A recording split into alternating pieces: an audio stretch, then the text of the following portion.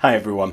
I'm previewing the week ahead and my focus this week is on the euro-dollar breakout above 1.20. I will lay out what I think is driving the euro gains and where it could go from here. And I will also run down this week's economic calendar, which includes the ECB interest rate decision. GKFX Prime presents the week ahead.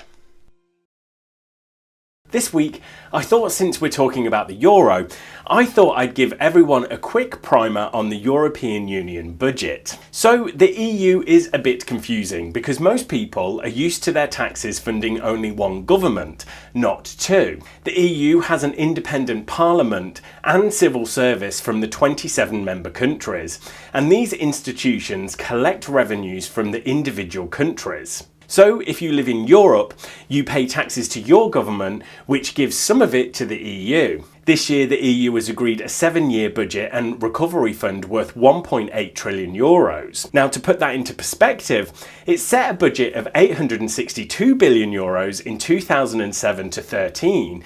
So that has more than doubled. If you now know a tad more about how the EU works, please click that like button. It really helps us spread the word about these videos. This week's economic calendar starts with China's import and export data for November and German industrial production data on Monday. Japan and the EU give us the latest revisions for Q3 GDP, and there is German ZEW survey data on Tuesday. There is China CPI and the Bank of Canada rate decision on Wednesday. There is a European Council meeting which is being used as another Brexit deadline all day Thursday. Then throughout the day we have UK manufacturing production, the ECB rate decision and US CPI data. Then we round off the week on Friday with US consumer sentiment. Okay guys, for me thinking about this euro-dollar breakout above 1.20, I've got three things in mind.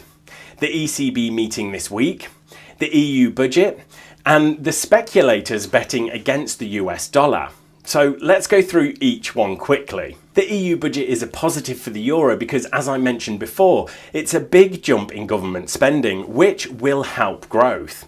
And the EU Recovery Fund is the first time the EU countries will raise money jointly in debt markets. The idea there is that it means greater fiscal integration, meaning the EU is becoming more like a United States of Europe, which, politics aside, might make it easier to invest in the continent for foreigners. It has been held up by Hungary and Poland over some provisions, but markets have assumed it gets passed.